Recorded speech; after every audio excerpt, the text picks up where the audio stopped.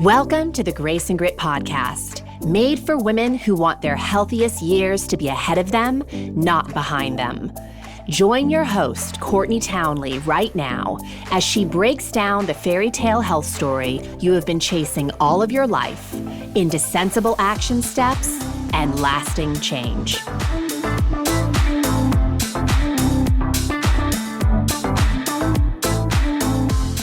Hello, my friends, and welcome to the Grace and Grit podcast. This is your host, Courtney Townley.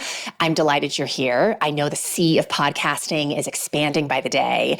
And so the fact that you are here listening to this show, giving a little bit of your time and attention to this show, I don't take that lightly.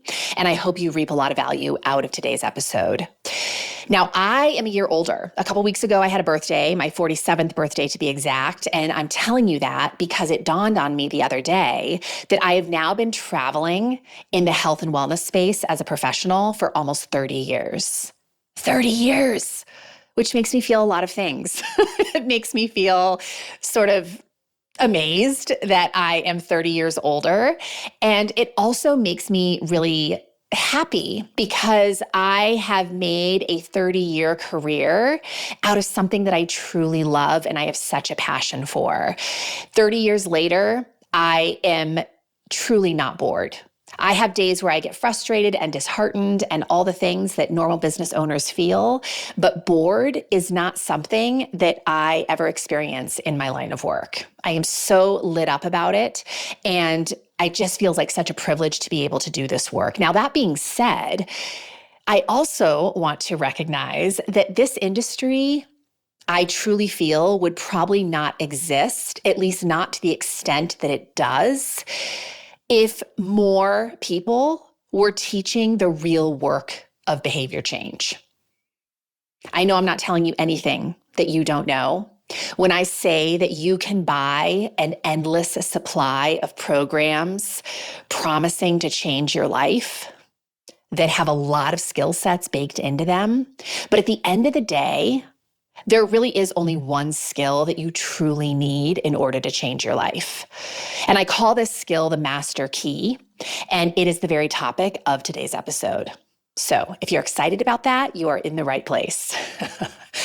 Now, to get us started, I want to tell you about just a quote quickly that I came across the other day that really just hit me. Like, wow, that is just so ridiculously true.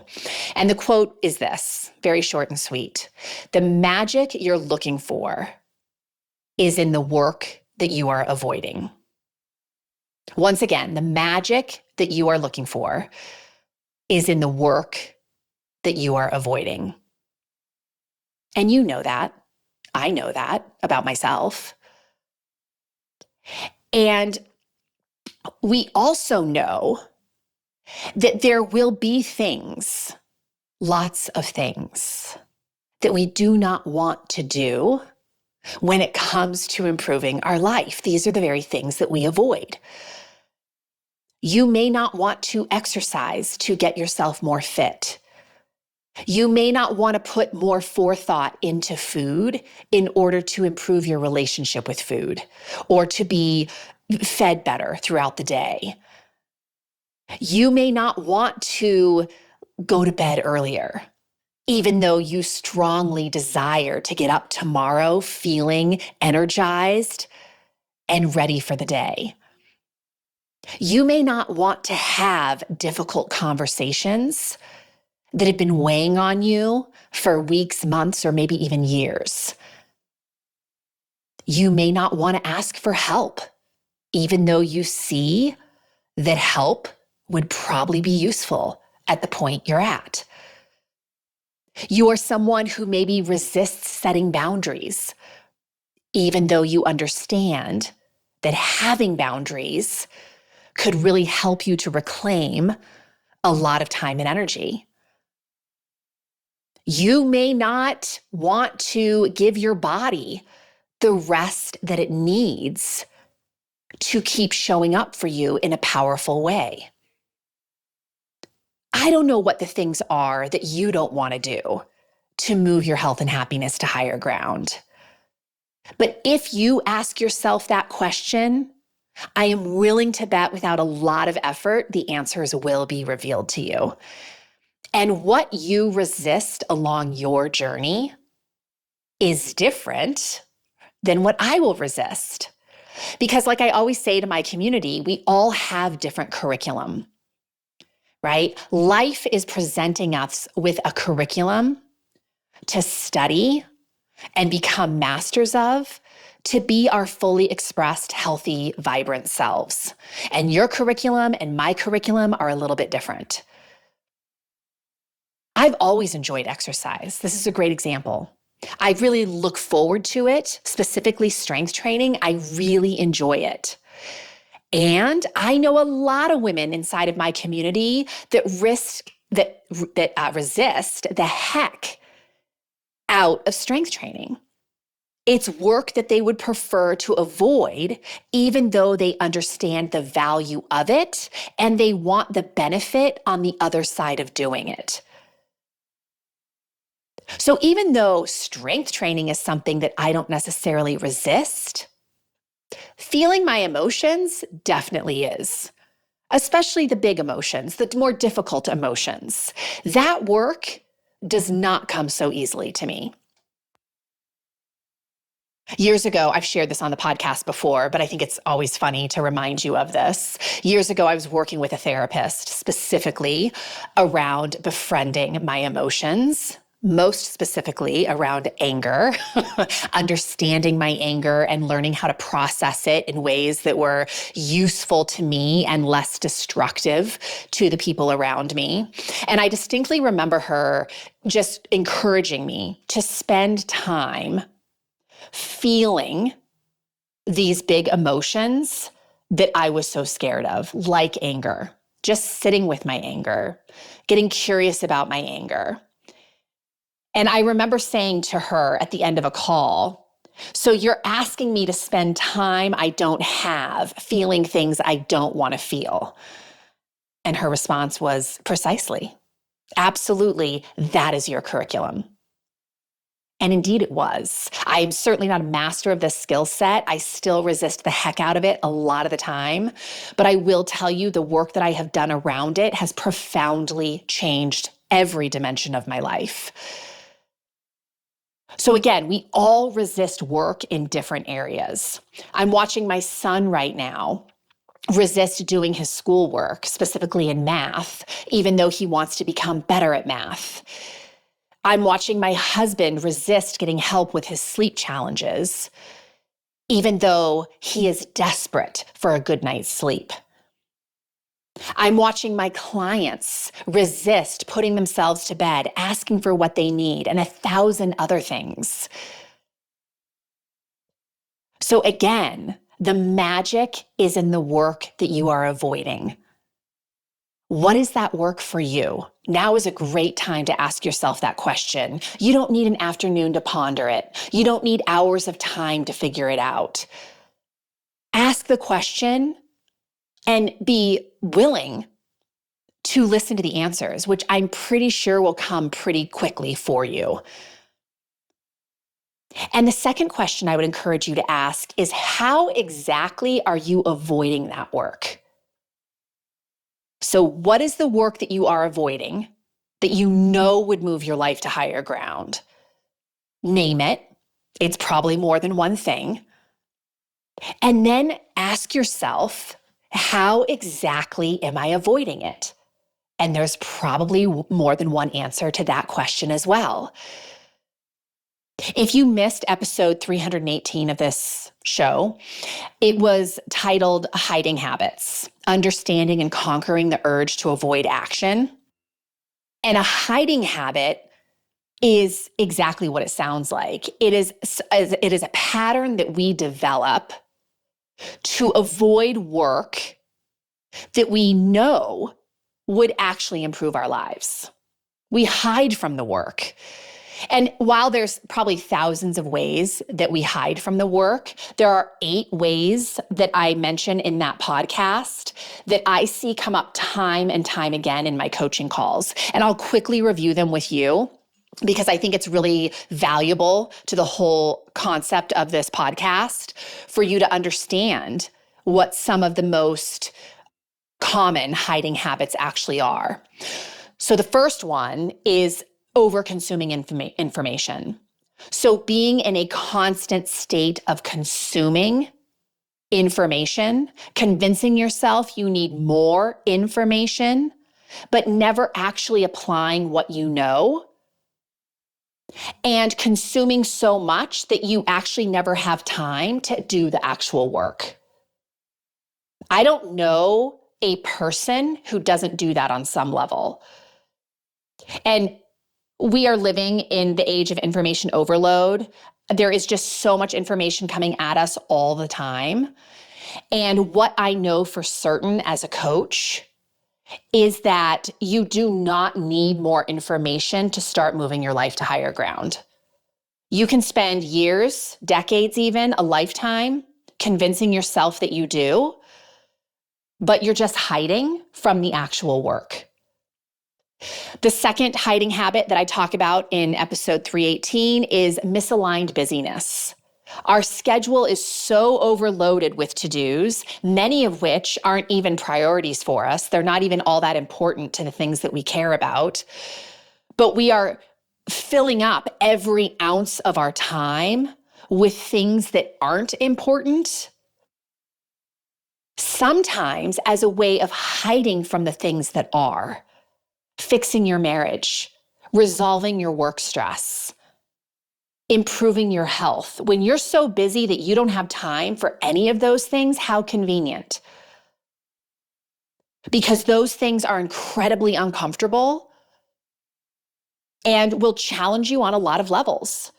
So it's easier to stay busy with things that don't challenge you in that way. Third hiding habit I review in that podcast is avoiding data. We don't look at our bills. We don't actually have a way of quantifying the amount of food that we're eating. We don't get on the scale. And please don't hear me saying you need to weigh yourself. I just think that this idea that the scale is a horrible thing and should be chucked out the window doesn't necessarily apply to everybody. If that is the right decision for you, more power to you. But I also have a lot of clients who avoid weighing themselves for a long period of time, to the point that they finally get on a scale and they're horrified at how much weight they have gained because they've been neglecting data. And again, this is not an isolated conversation to the scale, right? Again, we can talk about avoiding our bills. We can talk about avoiding any kind of metric that would help you to get really clear on the true state of affairs. When we don't face the data, we can make up a lot of stories, or we can just ignore the issue altogether. So definitely ignoring or avoiding data can be a hiding habit. A refusal to plan or organize yourself in order to progress in your life, to resolve problems head on, is a hiding habit. Your brain has a lot of work to do every day. And if you don't make a plan for how you're going to show up differently, your brain goes to default. It does what it's always done. And if what you have always done isn't serving you, you can see where the problems come in, right? Evading decision-making. So not making decisions is a hiding habit. Because when you don't make decisions, you don't have to hold yourself accountable to any kind of action. So we can stay stuck in a spin cycle of indecision, getting very stagnant, very stuck. And what would pull us out of that is simply starting to make more decisions. Waiting for the perfect time or convincing yourself that there's a better time can definitely be a hiding habit, because we could do that all year long, right? I'll get started after the holidays. I'll get started after tax season. I'll get started when the summer's over. I'll get started when the kids go back to school. And then we just start all over again. And a whole year, a whole decade goes by because we keep convincing ourselves that now is not the time. That's a great way to hide. Making other people the problem or hyper-focusing on other people's problems can both be hiding habits. I see a lot of women doing this. And the final hiding habit that I talk about in episode 318 is, and again, this is not an exhaustive list, but of the 8 that I mentioned in that episode, the 8th one is indulging in self-defeating narrative. So we talk to ourselves in a way that we quite literally talk ourselves out of doing work. That is a hiding habit. And the beautiful thing to remember is that habits can be changed. None of this has to stay your MO. We can change these patterns with awareness and with a plan, which is why I ask you the question, where are you hiding? What is the work that you are hiding from specifically? And how are you hiding? Because when you highlight those 2 things, you can get to work coming into the light, for lack of a better way of saying it, right? To stop hiding. And look, we hide for valid reasons. I mean, we hide because we don't want to get uncomfortable. We don't want to feel big emotion. And it's really important to remember that hiding, living your life hiding from the work that you know would improve your life is very uncomfortable. Which is crazy, right? Because we're rationalizing with ourselves that we don't want to do that work because it's hard, it's uncomfortable, it's scary, it's unknown. But not doing the work is really scary, is really hard, is really uncomfortable. So there's going to be discomfort either way. Which would you prefer? To lean into discomfort that actually moves your life, or to lean into the discomfort of staying exactly where you are? And worse yet, not only do we convince ourselves that we shouldn't take action on the things that we already know because it's uncomfortable and scary,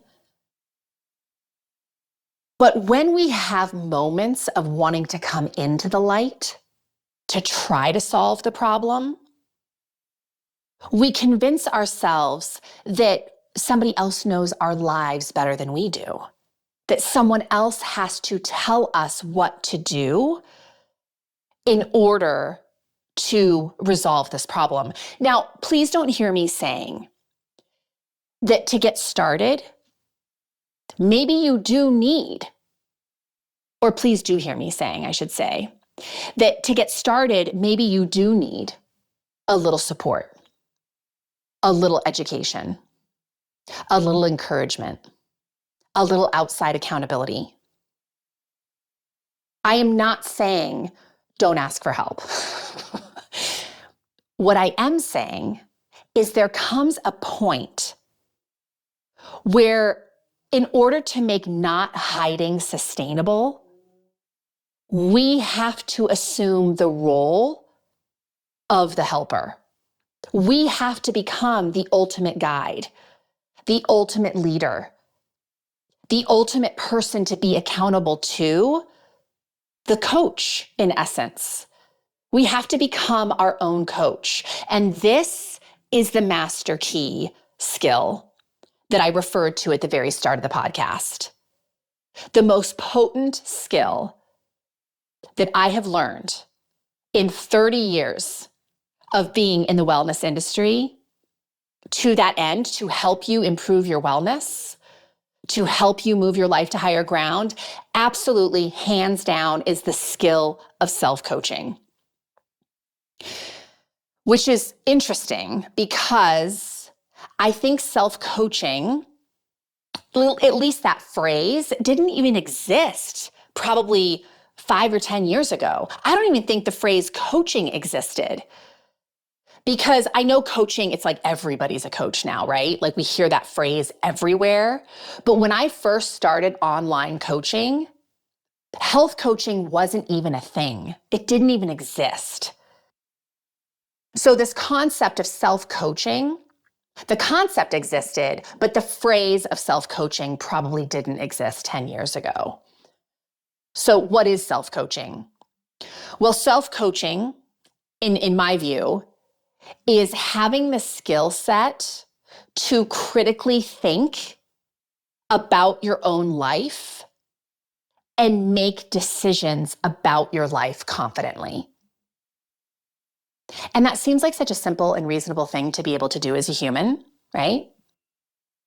And I see so many women turning away from their own knowing in light of maybe believing that there's someone else who does know better, that there's someone else that always has to guide them and always has to lead them. And I think that when we assume that role and we learn the skill sets that will help us stand firmly in that role of being the leader of our own lives, that's where change happens across the board of our life. So I believe that self-leadership essentially is self-coaching. When we learn how to lead ourselves in powerful ways, that is because we have skills that help us to coach ourselves into taking action. We can coach ourselves into coming out into the light and no longer hiding in our life because we're not afraid of our life. We're willing to face it head on and resolve issues that need resolving. And there's a ripple effect to this, right? That when we start self-coaching, we start feeling more confident about ourselves because we're making more decisions for ourselves. And that confidence oozes out into our careers, into our relationships, into the way that we take care of ourselves. Self-coaching infiltrates every dimension of our life, and we end up living with so much more power. And when I say power, I just want to be clear that I am specifically speaking to our ability to create and serve and make an impact. And I'm also speaking to our ability to influence ourselves, right? That to me, that's what power is. It's our ability to influence our own thoughts, emotions, and behaviors to get us to where we really want to be. And again, self-coaching helps us to do exactly that. So how do we do it? How do we self-coach? Well, I think there's really 4 crucial skill sets to the self-coaching conversation. And there are hundreds of skill sets within those skill sets, but these are kind of umbrella skill sets. So the first one is radical honesty.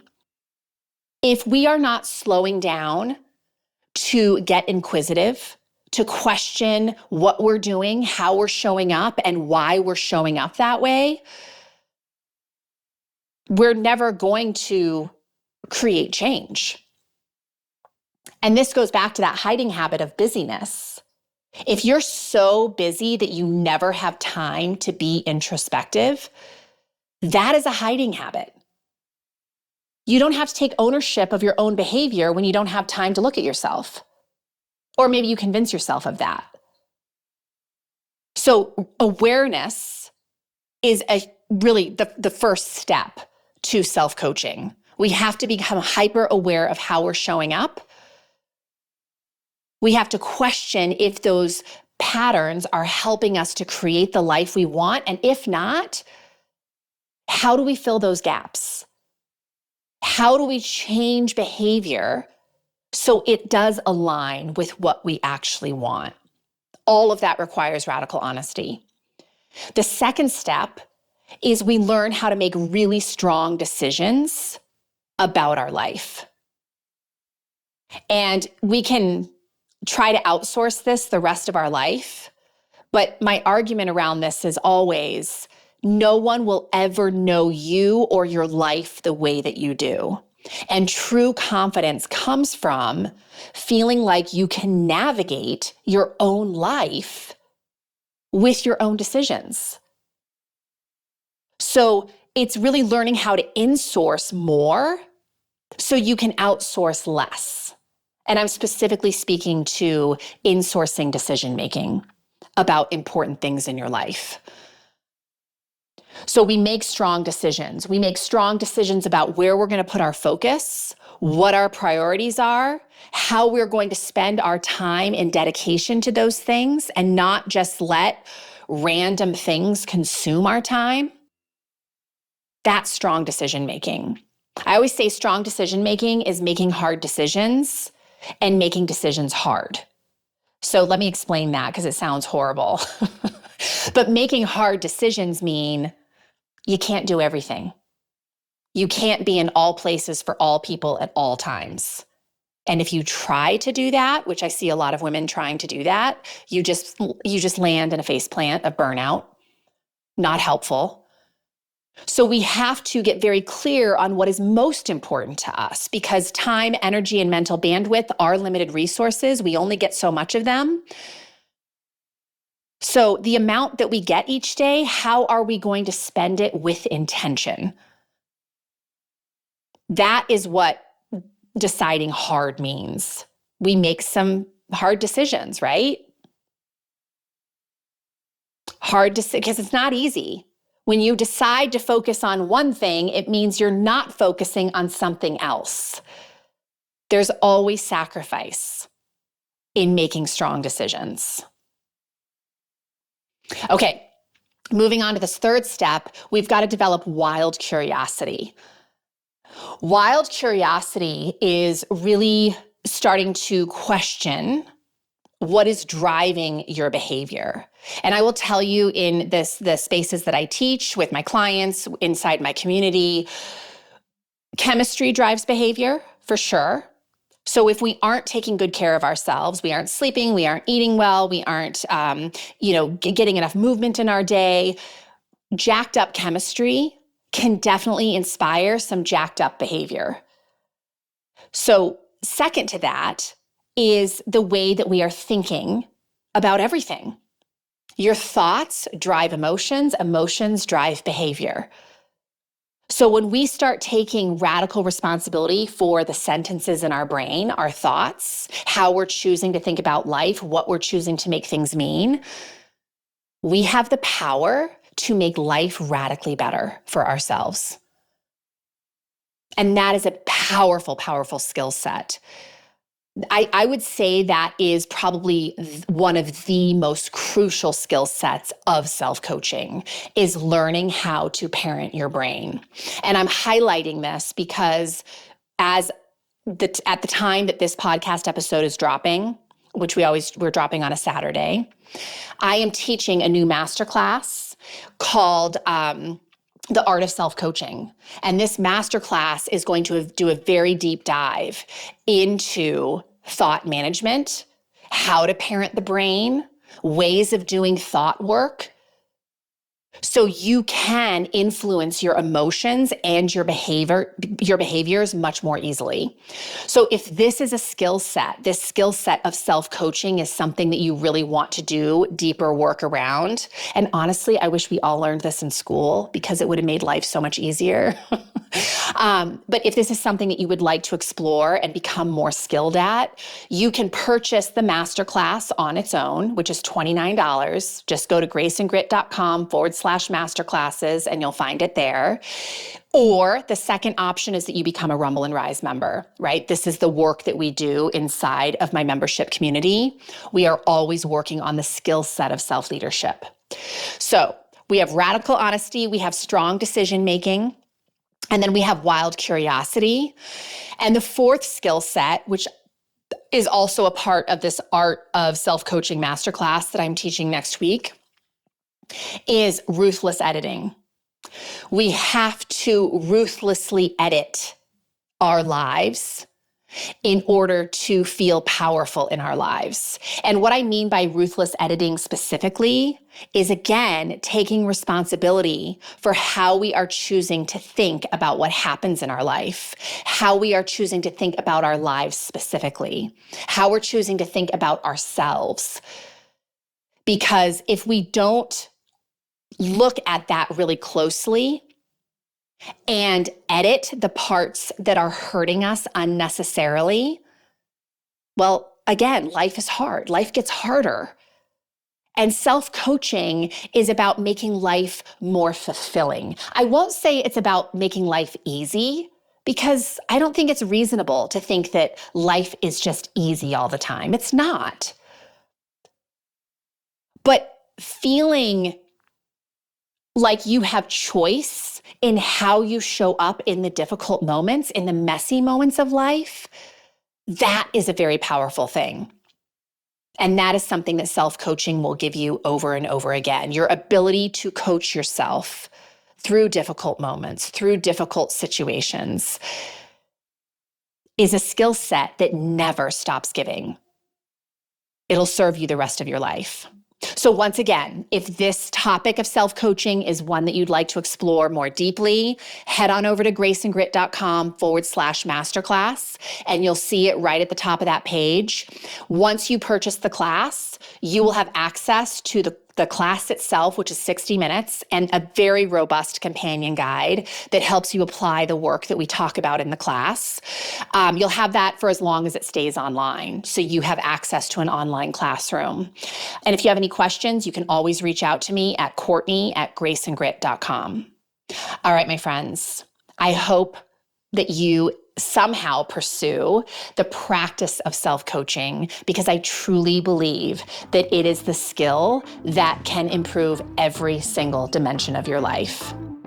All right, I will see you again very soon. Take care and have a great rest of your week.